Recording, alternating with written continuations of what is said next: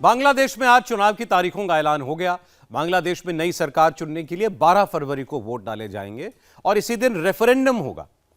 तारीखों के ऐलान के बाद बांग्लादेश में चुनावी तैयारियां शुरू हो गई हैं और चुनाव की जैसी तैयारी बांग्लादेश में चल रही है, वैसी ही एक तैयारी भारत में चल रही है, यूपी में हो रही है। इलेक्शन कमीशन SIR के जरिए फर्जी वोटरों को ढूंढ ढूंढ कर हटा रहा है और यूपी के मुख्यमंत्री योगी आदित्यनाथ की फोर्स डिटेक्ट, डिलीट, डिपोर्ट इस फॉर्मूले से बांग्लादेशियों को रिमूव कर रही है। बांग्लादेश के चुनाव में अभी 2 महीने हैं, उससे पहले ही योगी 10 लाख घुसपैठियों को बांग्लादेश भेजने वाले हैं और इसी बात को लेकर बंगाल से लेकर बांग्लादेश तक खलबली मची हुई है। लोगों को बॉर्डर से दूर रहने के लिए कहा जा रहा है, BSF का डर दिखाया जा रहा है। यूपी से लेकर बंगाल और बांग्लादेश तक डिटेंशन की कितनी टेंशन है, देखिए।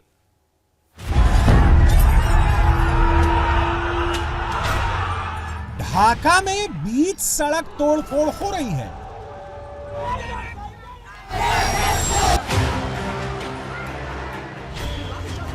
बांग्लादेश में दनादन लाठी डंडे चल रहे हैं।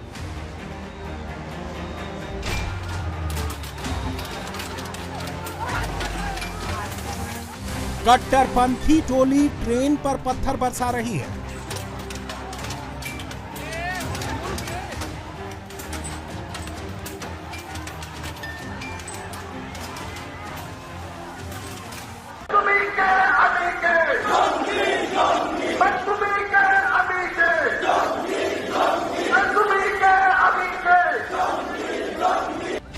जिहादी सरेआम ऐलाने जंग कर रहे हैं। अंदाजा लगाइए, अगर यही भीड़ इंडिया में एंटर हो गई तो क्या होगा? दंगाइयों का ये गिरोह लखनऊ पहुंच गया तो क्या होगा? जिहादियों की टोली ऐसे ही बनारस की सड़कों पर उतर गई तो क्या होगा? बांग्लादेश के डकैत लुटेरे अगर वेस्ट यूपी में दाखिल हो गए तो क्या होगा? ऐसा हम इसलिए कह रहे हैं क्योंकि इंडिया के अंदर 100-200 नहीं, 2 करोड़ से ज्यादा बांग्लादेशी घुसपैठिए मौजूद हैं और यह आंकड़ा 3 करोड़ तक का भी हो सकता है। और यूपी में मौजूद ऐसे ही 10 लाख से ज्यादा घुसपैठियों पर बाबा का हंटर चल रहा है। ये घुसपैठिए ऐसा दंगा यूपी में ना कर सकें, इसलिए ही योगी ने यूपी में ऑपरेशन टॉर्च लॉन्च किया है। ऐसे नारे लखनऊ में ना लगें, बनारस में इस तरह पत्थर ना चले, इसलिए ही योगी ने घुसपैठियों के विरुद्ध सबसे बड़ा युद्ध छेड़ दिया है। डिटेक्ट, डिटेंशन, डिपोर्ट और डिलीट का फॉर्मूला यूपी नहीं पूरे देश में क्यों जरूरी है? बांग्लादेशी घुसपैठिए दौड़े हुए भारत क्यों आ रहे हैं? घुसपैठियों का नंबर क्यों बढ़ता जा रहा है? आपको बांग्लादेश की दूसरी तस्वीरों से समझ आएगा। ढाका की ये तस्वीरें सिर्फ 24 घंटे पुरानी हैं। नारे लगा रही भीड़ कोई दंगाई नहीं है, ये भीड़ बांग्लादेश के सरकारी कर्मचारियों की है। कर्मचारियों ने financial adviser doctor Salehuddin Ahmed को बंधक बना लिया। कई घंटे तक ड्रामा चलता रहा। कर्मचारी 20% भत्ते की मांग कर रहे हैं, लेकिन यूनुस सरकार के पास इन्हें देने के लिए पैसा नहीं है। बढ़ा हुआ वेतन तो छोड़िए, सरकार के पास कर्मचारियों को सैलरी देने तक के लिए पूरा फंड नहीं है। बांग्लादेश की हालत इतनी बुरी हो चुकी है कि कुछ पैसे जुटाने के लिए, देश चलाने के लिए यूनुस को चटगांव पोर्ट लीज पर देने का फैसला लेना पड़ा। इस फैसले के खिलाफ लोग सड़कों पर उतर आए हैं। यूनुस के खिलाफ नारे लग रहे हैं। देश बेचने का आरोप लग रहा है और यूनुस की पुलिस प्रदर्शनकारियों पर ऐसे लाठियां बरसा रही हैं जैसे वो देश के दुश्मन हो। बांग्लादेश की मौजूदा सिचुएशन कैसी है? यूनुस कैसे देश से कंट्रोल खो चुके हैं? यह समझने के लिए ढाका की एक दूसरी तस्वीर देखिए।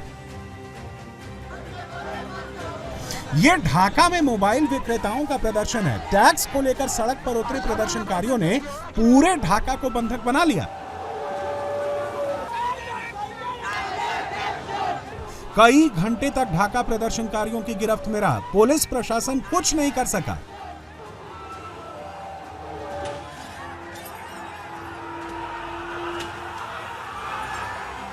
जब इन लोगों की सुनवाई नहीं हुई तो इन्होंने सड़क पर ही दंगा शुरू कर दिया। बसें तोड़ डाली, गाड़ियों पर डंडे बरसाए। बांग्लादेश में इस वक्त कोई सेफ नहीं है। हिंदुओं के लिए जान और इज्जत बचाना मुश्किल हो रहा है।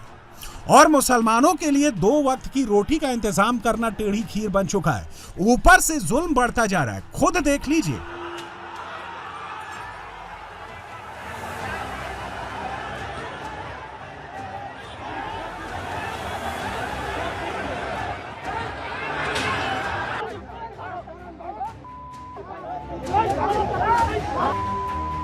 ये बांग्लादेश के बारिशाल की तस्वीरें हैं, जहां भीड़ एक नेता पर भड़क उठी है।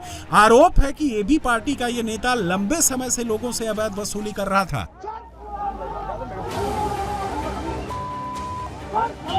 और आखिरकार लोगों को इसे खदेड़ना पड़ा।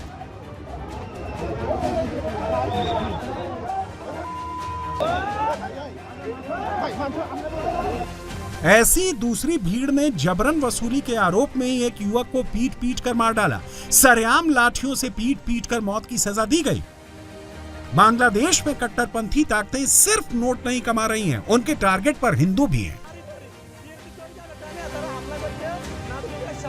ऐसे ही जिहादियों की टोली ने रंगपुर में स्वतंत्रता सेनानी योगेश चंद्र रॉय और उनकी पत्नी सुबोर्णा राय की हत्या कर दी। दोनों के सिर पर धारदार हथियार से वार कर मौत के घाट उतारा गया। बांग्लादेश में इस वक्त फुल फ्लेज कट्टरपंथियों का राज चल रहा है।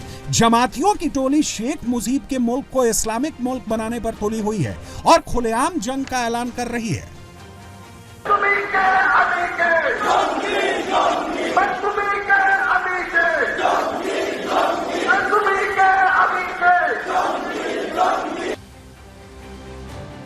कट्टरपंथियों का मकसद बांग्लादेश में शरिया लागू करना है।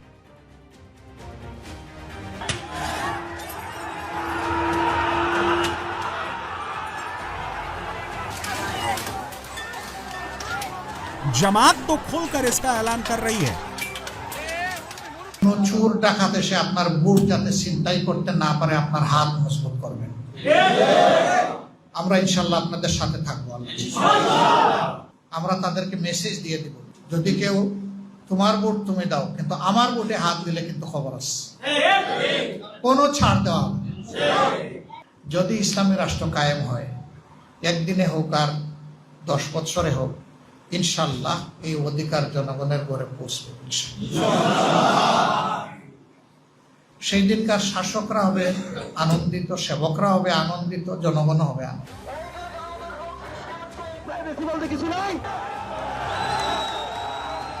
बांग्लादेश में एक और हिंसा हो रही है, आग लग रही है, बम गोली चल रही है। दूसरी ओर देश के पास पैसा नहीं है, लोगों के पास रोजगार नहीं है, पैसा नहीं है।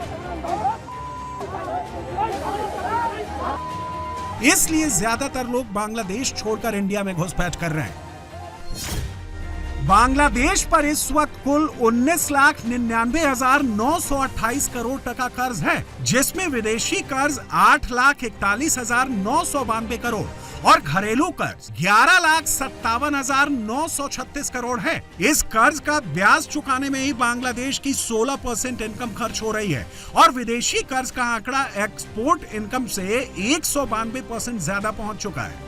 पाकिस्तान से दोस्ती बढ़ाने वाले बांग्लादेश की हालत पाकिस्तान जैसे ही हो चुकी है। शहबाज शरीफ ने यूनुस के हाथ में भी भीख का कटोरा थमा दिया है। सिचुएशन इतनी खराब है कि वर्ल्ड बैंक ने बांग्लादेश को लेकर वार्निंग जारी की है। लोग यहां तक कह रहे हैं कि अगर जल्द कुछ नहीं हुआ तो हालात श्रीलंका जैसे हो जाएंगे। शेख हसीना के जाने के बाद बांग्लादेश बारूद की भट्टी पर बैठा है। आए दिन होने वाले दंगों को देखकर दुनिया भर के निवेशक डरे हुए हैं।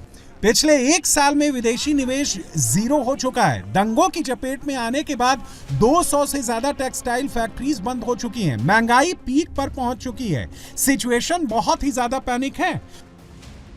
2020 में बांग्लादेश पर $73.55 बिलियन विदेशी कर्ज था, जो 2021 में बढ़कर 91.48 बिलियन, 2022 में 97.02 बिलियन, 2023 में 101.37 बिलियन और 2024 में बढ़कर $104.48 बिलियन हो चुका है।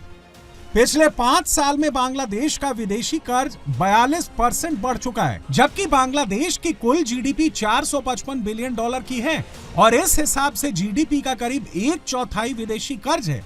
घरेलू कर्ज को छोड़ दें तो यह आंकड़ा 50% से ज्यादा हो जाएगा। जिस पाकिस्तान के इशारे पर बांग्लादेश में सब कुछ हो रहा है, जिस पाकिस्तान के इशारे पर जिहादी टोली दंगा कर रही है, अब उसी पाकिस्तान को बांग्लादेशी गाली दे रहे हैं। यह ढाका यूनिवर्सिटी की तस्वीरें हैं जहां पाकिस्तान के झंडों को पैरों के नीचे कुचला जा रहा है। स्टूडेंट्स ने ऐलान कर दिया है कि रजाकारों से अब कोई समझौता नहीं होगा। सच बात यह है कि शेख हसीना के जाने के बाद से बांग्लादेश अनस्टेबल हो चुका है। अवामी लीग और कट्टरपंथियों के 3 अलग अलग धड़ों में बढ़ चुका है। एक धड़ा बांग्लादेश को आजादी दिलाने वाली अवामी लीग पार्टी यानी शेख मुजीब फैमिली के समर्थक हैं। दूसरी ओर नाहिद इस्लाम की एनसीपी और जमाते इस्लामी का अलायंस है। तीसरा धड़ा खालिदा जिया की बीएनपी है। सत्ता की जंग को लेकर 12 फरवरी को वोट डाले जाने हैं, लेकिन अवामी लीग चुनाव नहीं लड़ सकेगी। इसलिए मेन फाइट कट्टरपंथी जमात और बीएनपी के बीच ही होगी। चुनाव के ऐलान से पहले ही बीएनपी और जमात के बीच बांग्लादेश का युद्ध बढ़ चुका है। सड़क पर संग्राम छिड़ चुका है। ये ढाका के न्यू मार्केट चौराहे के पास की तस्वीरें हैं, जहां ढाका कॉलेज और आइडियल कॉलेज के स्टूडेंट्स के बीच जंग चल रही है। दोनों ओर से इस दौरान जमकर पत्थर बरसाए गए, बसों में तोड़फोड़ की गई, पुलिस को टीयर गैस छोड़नी पड़ी। बांग्लादेश जितना अनस्टेबल होता है, उतनी घुसपैठियों की भीड़ भारत की ओर ज्यादा बढ़ती है। जितनी गरीबी बढ़ती है, उतने ही ज्यादा लोग पैसा कमाने भारत की ओर दौड़ते हैं। लेकिन योगी यूपी को ढाका नहीं बनने देंगे। बनारस में रंगपुर जैसा दंगा नहीं होने देंगे। योगी की फोर्स हर घर में टॉर्च जलाएगी, हर बांग्लादेशी को ढूंढेगी, पाताल लोक तक छिपे घुसपैठियों को बाहर खदेड़ेगी। यूपी में योगी जो कर रहे हैं, डिटेक्ट, डिपोर्ट और डिलीट के जिस फॉर्मूला को एक्टिवेट कर चुके हैं, सेम वही ऐलान गृह मंत्री अमित शाह भी संसद में कर चुके हैं। एक भी अवैध घुसपैठियों को इस देश में हम वोटिंग, ये हमारे एनडीए का पॉलिसी है मान्यवर। डिटेक्ट मतलब ढूंढो, डिलीट करो, मतदाता सूची में नाम काटो और उनको डिपोर्ट करो। ब्लूप्रिंट बिल्कुल क्लियर है। यूपी में योगी घुसपैठियों पर हंटर चलाएंगे। अमित शाह पश्चिम बंगाल के रास्ते उन्हें बॉर्डर पार भेजेंगे और इसकी दहशत बंगाल से लेकर बांग्लादेश तक फैल चुकी है।